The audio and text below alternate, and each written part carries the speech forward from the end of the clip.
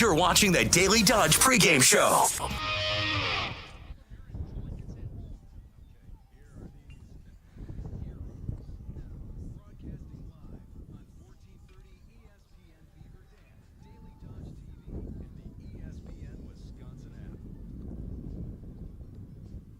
A Tuesday edition of the Damn Sports Show, streaming live on Daily Dodge TV, the wonderful and still relatively new ESPN Wisconsin app, and as always on 1430 ESPN Beaver Dam. Corey Sparks, Wally Lukashinsky here with you on site, alongside our video engineer Aiden Voigt, and then Jack Wilski is back at the station. So we've got a full four-person crew here today, as the three of us, Aiden, Corey, Wally, here with you at the Beaver Dam Baseball Diamond. Just about an hour out from first pitch between Beaver Dam and Milton, two Badger large teams that are 2-0 in conference play so far. But the first half of this hour will be dedicated to Packers, your final segment of Feeling 23, and the second segment going into 4:30. In the bottom half of the hour, we'll be talking about Game 2 between the Bucks and the Pacers. Wally, a loaded docket today. About 48 hours out from draft day, when the festivities really start to ramp up in Titletown, and just a couple hours out from the Bucks playing the Pacers for Game 2, and then just about an hour out from Beaver Dam and Milton. I tell you what, I'm fired up that you're here. I'm fired up that you got to give me 2 minutes to breathe here. Because showbiz, baby, it stops for no man. And we were flying around today. We had the Career Expo, just got set up literally like 90 seconds before we got going here. And I was sprinting. I'm a big dude. Hard to get moving. I had to walk the final little bit. I felt like I was in track failing. So very excited to be sitting here. I've caught my breath a little bit. We get to talk a little Packers, Bucks, and then we round it out with Beaver Dam baseball tonight. So it's about as perfect as you can get. And tell you what, it's about time.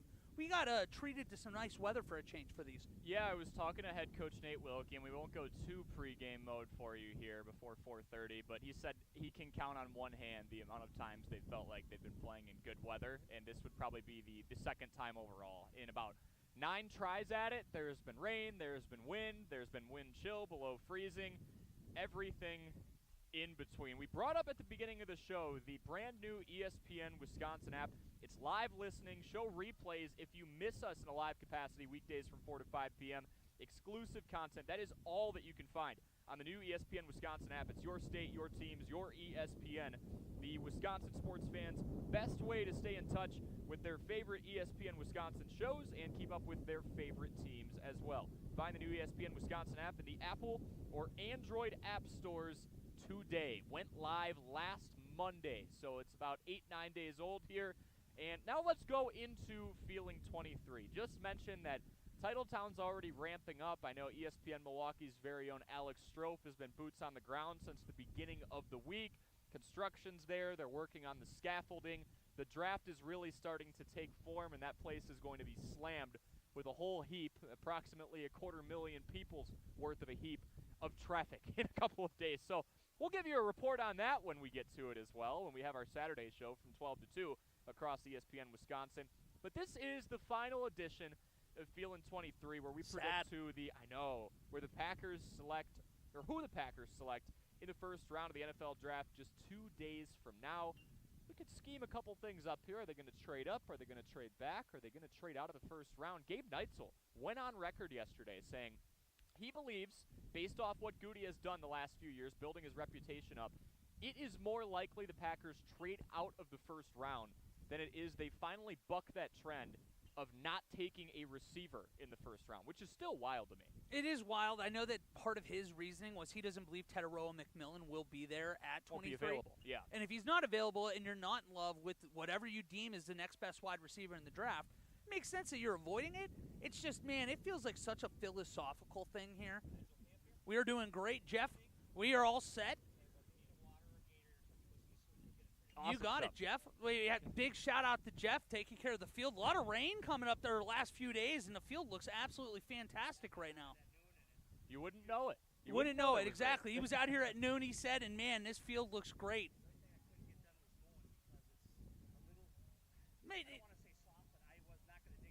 No. Yeah, no, I was just saying, we're looking out. The grass looks great. A lot of rain out there, so it's green grass. Absolutely. Jeff, you're the man. We appreciate you. Absolutely. That's Jeffrey Eberle, everybody. Yes, the fantastic man that makes this all go right here. He does field operations for this team and takes care of this beautiful baseball field. Awesome, awesome stuff to see. That we're not going to have to wonder until like 10, 15 minutes beforehand that the game happens. But back to the Packers, Feeling 23, the last edition of it. And in honor of the last edition, I wanted to go by each position that we've brought up out of wide receiver, pass rusher, and corner. Who do we think is the most likely out of those three? Because that's probably what it's going to be. Gabe Neitzel and many others, myself included, would argue it's not in that order of probability that wide receiver is the most likely, in lieu of recent events. But most likely out of each of those positions. So most likely receiver to go in the first round, most likely pass rusher to be selected in the first round by the Packers, and most likely corner to be selected in the first round by the Packers. Receiver, I am going Tataroa McMillan, and I don't think it's a very high probability, but out of everyone they've looked at, they jumped on his top 30 visit first, and the pro day, Goody was in person for that. And that doesn't have the crazy ratio of the top 30 where Jason Wilde was saying over the course of the last few years.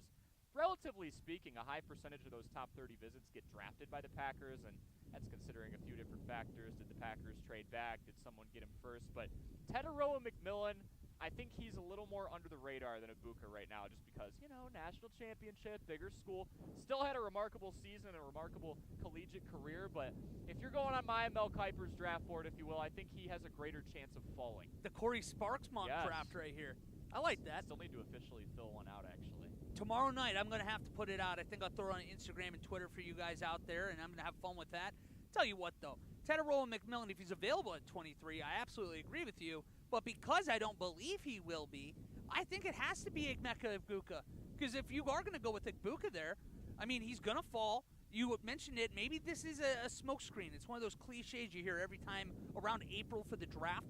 Smoke screens happen. Teams go out, hey, we're actually not that interested in this guy, so that hopefully people aren't afraid that if the Packers are on the clock, you're going to go get him. I don't think it's wide receiver, but I think if you made me choose a position or a guy from that field, it's going to be Egbuka. That'd be fun for you. I'd be pretty excited about it. I'm not going to lie to you. Right? Worlds collide, a big Buckeye, as you know, a graduate. Just like Egbuka. He's there for a million years. He was all-time leading receptions guy there as well. So. Which is crazy considering the Marvin Harrisons of the world, the Chris Olaves of the world, the Garrett Wilsons of the world. You could go on and on and on and on and on about how many different dominant receivers they've had. It means that you're playing probably 4 years, and you're actually playing those 4 years. Because before this, it was another guy that I don't think was drafted until the 5th round by the Chargers, but KJ Hill. He was a guy that recently said that about 5-6 years ago, and now all of a sudden, it's very rare that you get a guy at Ohio State wide receiver to stay for 4 years, and all of a sudden you have a guy with that production. Is that wide receiver state over LSU? Is that a debate? It's not even a debate. Jamar Chase. That's great. Justin Jefferson. They have two of the best in the world, but guess what? It's more than just two players. I would argue you have more depth, right? If you match up the dream wide receiver rooms against each other from the last 10 to 15 years. Go 30 years. 30 years. What makes you we can go 30 years. years. My Ohio State and LSU wide receiver knowledge does not span back too far into the 90s, but we could go 30 years. Yeah, I mean, you got David Boston back in the day. There's tons of talent. Chris Carter's another one. Yes. I mean, just guy after guy. So to make it even an argument, it's a joke. But you know what? Go Tigers. Let them have their thing. If they want to say that, I'm not going to poo-poo it too much. They're wrong, but, everybody's entitled to their wrong opinion. This is a little off the beaten path, but what do you have to say to the people who are Ohio State fans, alums, Buckeye fans in general, Joe Burrow who claim Joe Burrow? Well, I mean, does he have a degree from Ohio State? I mean, is that true? Yes. Is he more LSU? 100%. It's not even a question. But, I mean, do you think I'm not going to claim him? Of course I will.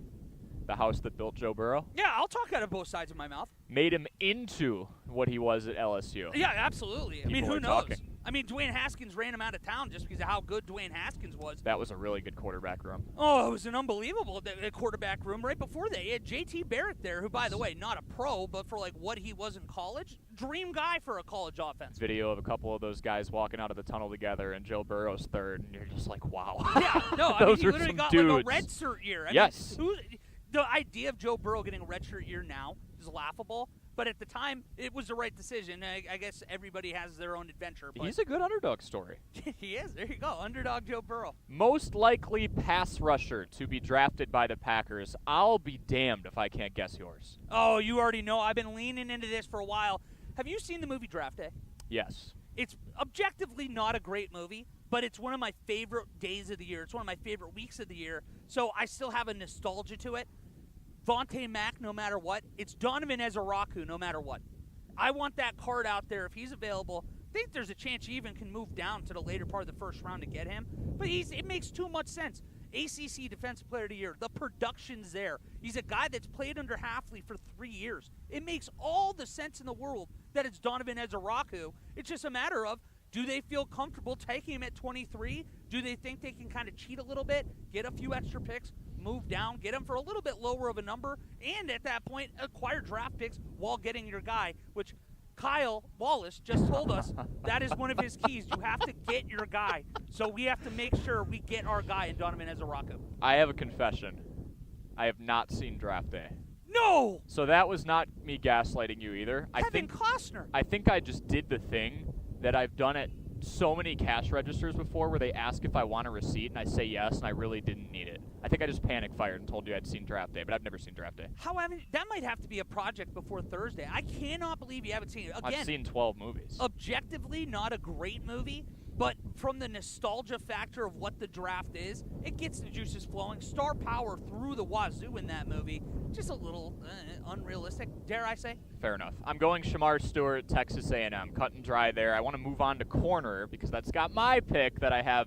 What are we doing? 3 points of Friday picks worth? It got to be 3 Vying points. on that. If one of us can nail the first round draft pick, yours is Ezeraku. Mine is Siobhan Revel Jr. from East Carolina. Great mascot. Pirates. Yes, the Pirates. I think if one of us can nail one of those down, that's going to be huge. That's worth a week. It's going to be huge. 3 points for Friday picks.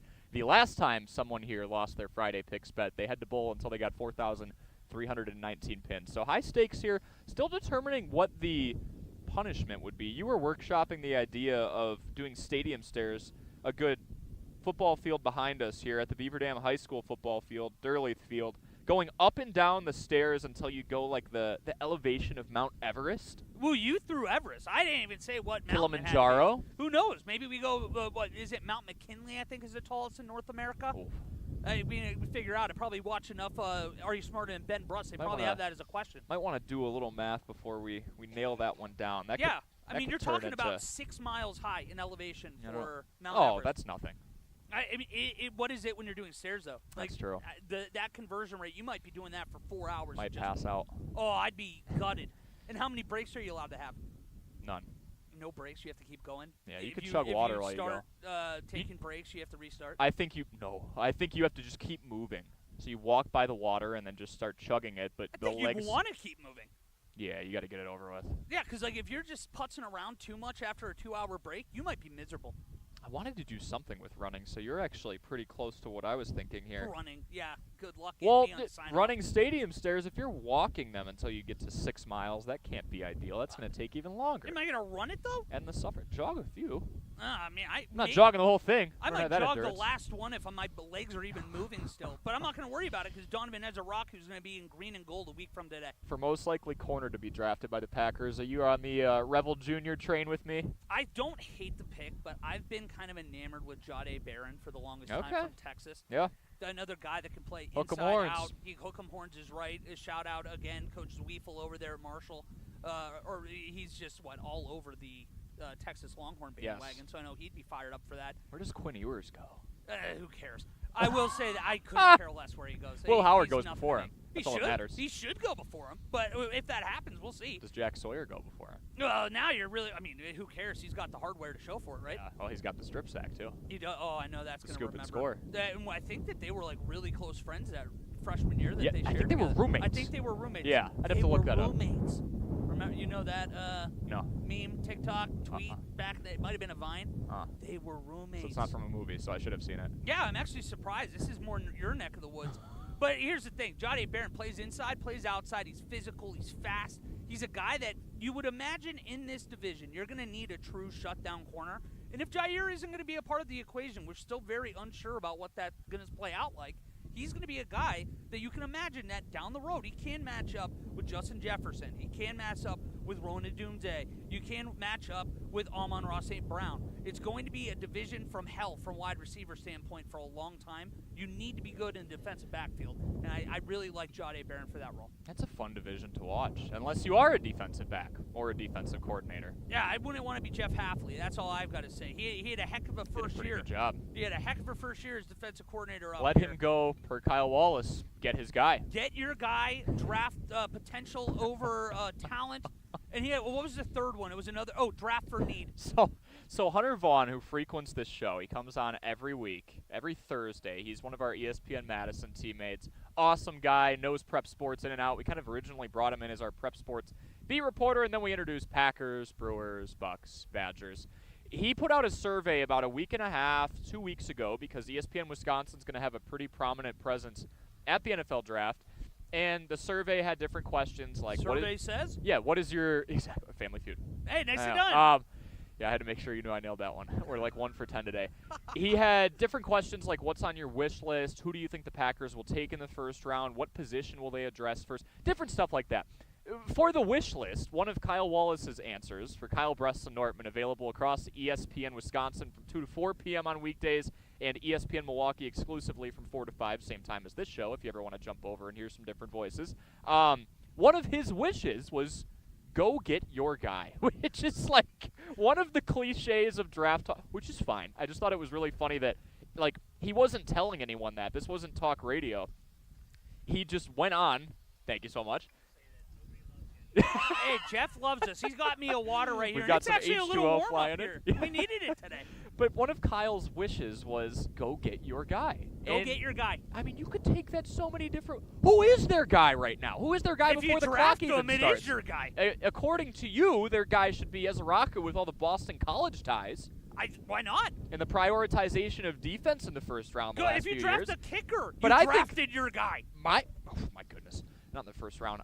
My opinion of their guy is Siobhan Rebel Jr. because I still don't think Jair is there. So it's a very subjective statement, which is fine. I love Kyle. I think that was just a very organic answer.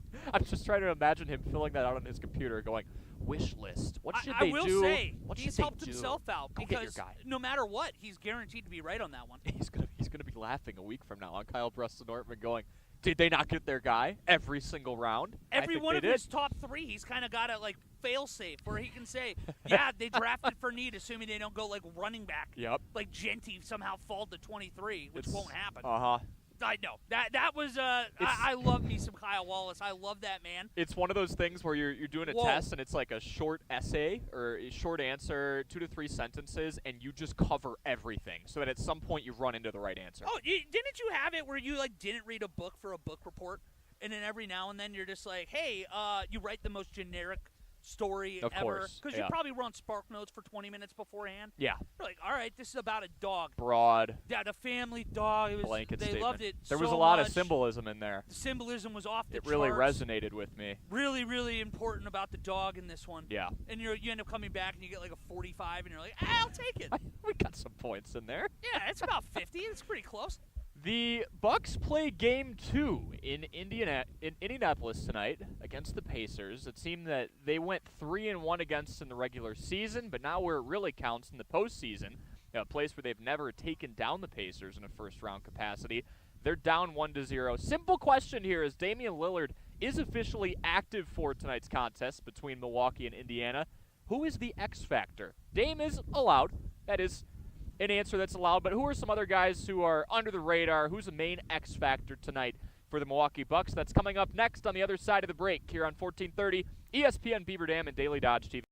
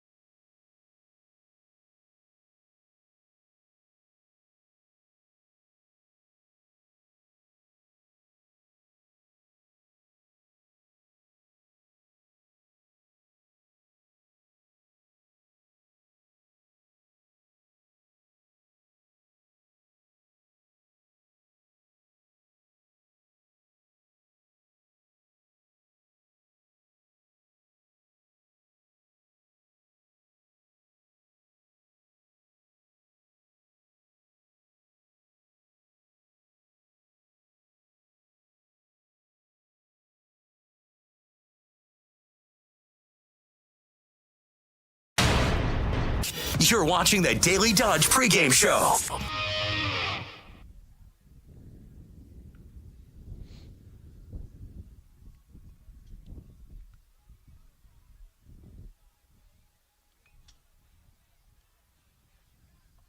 If you are in search for a one-stop shop for all things sports cards, you can head on over to Real Sports Cards in Waupun. Pay our buddy Tom a visit. Please do. He's an awesome guy. Or check out their app. Whether you're into sports cards or Pokemon cards, Real Sports Cards has you covered with live break streaming right on that app. You can grab individual cards on the go. Be a part of a group and watch for your favorite players and teams as the packs get open. Go to the Apple or Google Play Store today, look for the orange logo, and take your collection to the next level with Real Sports Cards. That is your local resource for all things sports cards, Pokemon cards, and more. They've got a great feature if you just want to make sure you get players from your favorite team. Super simple. Navigate your way through the app, look for the Live Breaks tab, and then hit your favorite team. Brewers fan want a greater chance of getting a Christian Yelich or a Jackson Churio or Caleb Durbin or Craig Yoho just got called up. All these guys that you kind of want to buy low on, if you will. Can't really buy low on Yelich. He's had a pretty good career so far. But anyway, you can really up your odds at getting those favorite players depending on what team they're on by just clicking on your favorite team, and then someone will open the pack right up in front of you, and then they ship it to you. Yeah, well, I mean, I guess you'd be buying lower than he has been. He's had a rough start. I mean, well, plus, I'm just more or less, you're talking about a former MVP dude. Yes. So, I mean, it's a little different just now. I mean, he's not, like, in the twilight of his career, but he's in that latter prime part. Right. So, hey, I'm going to give you credit for that, Corey Sparks. Fair enough. You deserve it. So, Bucks play the Pacers tonight in game number 2. They fell in game 1, 118-97. Giannis scored 36. The rest of the starting 5 scored 14. That cannot happen again. We kind of talked about ways that Saturday should not replicate itself. They were ice cold from 3. The best perimeter shooting team from this 2024-25 NBA season was ice cold from 3. Likely putting up numbers we won't see them put up, at least hopefully not, for the rest of the series.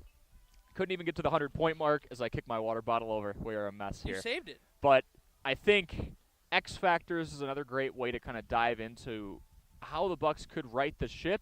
And as you brought up, the series doesn't start, according to some, until the road team takes one. The Bucks have a chance to do that tonight. Damian Lillard is active. He did not play in Game 1, and that is not something, if you went back in time 2 weeks ago, you time traveled and jumped out of the machine and told me that Damian Lillard would be active for Game 2 of a first-round series after he got, again, it's not an injury. I don't really know what you'd refer to it as. It's just a blood clot. Vein thrombosis is what they were using. If you told me that, Damian Lillard, who came down with roughly the same thing that Victor Wembanyama's had this year, the same thing that ended Chris Bosh's career, if you told me that very same player a little over a month later would be back and playing in the first round of the playoffs, I'd call you psychotic. I would too. It never felt even possible that he'd be back. To get him like this quickly too, if this team really is going to go on a run, it's going to be because Damian Lillard's on the floor. Giannis can't do it by himself. So you're asking about X factors. It would naturally be low-hanging fruit to go Damian Lillard.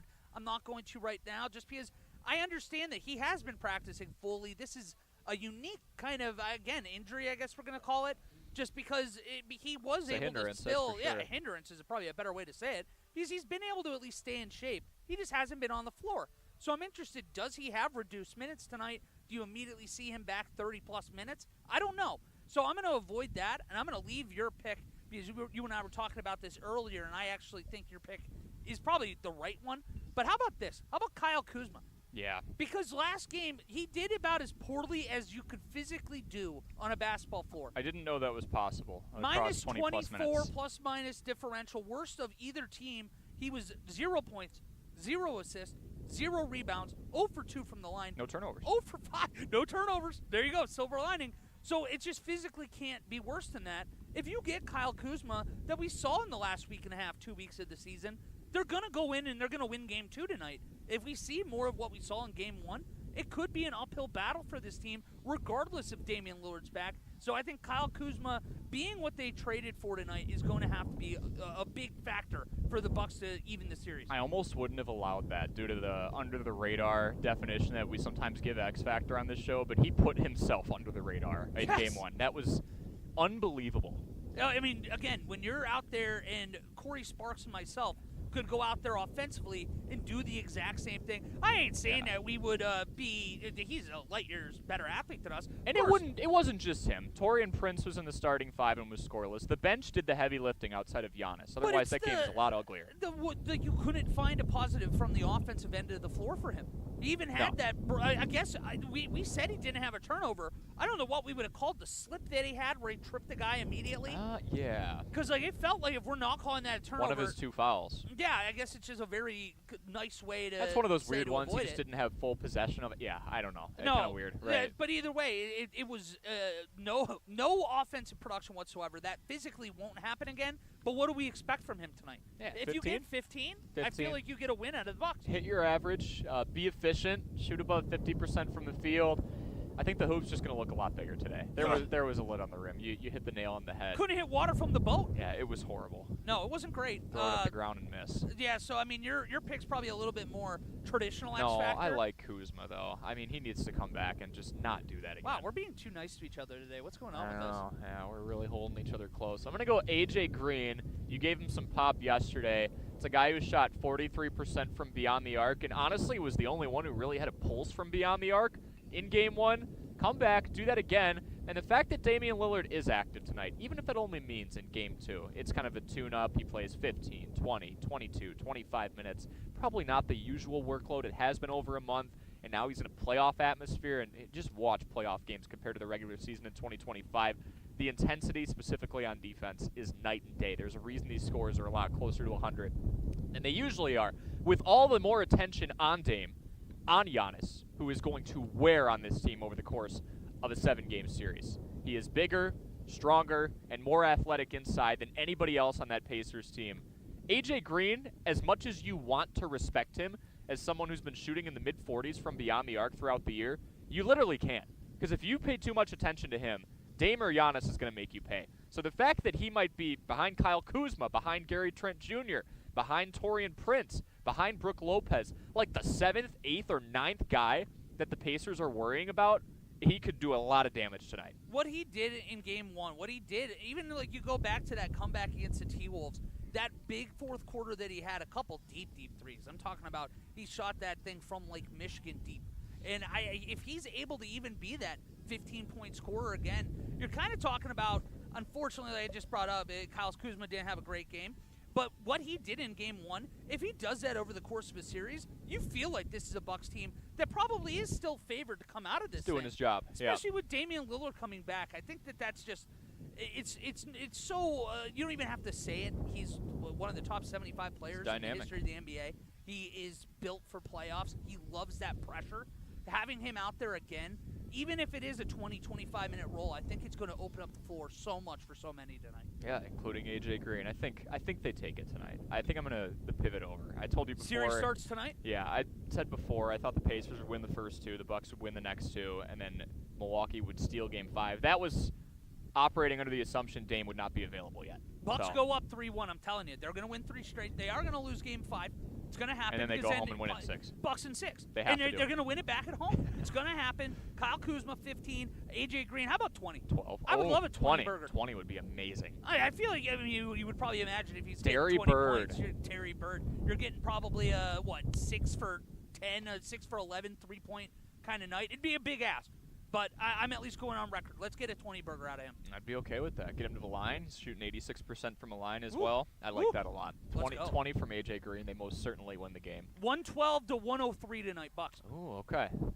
That means they will not be shooting 20-something% from 3 again. It's going to be hard to go. You shoot 37 times from behind the arc and have less than 10. That won't happen the rest of the playoffs. This team won't have it happen. There we go. Here's what we'll do. We'll step aside for a break, and when we come back, we are still on 1430 ESPN Beaver Dam. We're changing Daily Dodge TV streams, and we're still on the wonderful ESPN Wisconsin app, but we'll switch over to Beaver Dam baseball pregame coverage against Milton, a Badger large battle between 2 teams that are 2-0 in conference play. That's on the other side on 1430 ESPN Beaver Dam and Daily Dodge TV.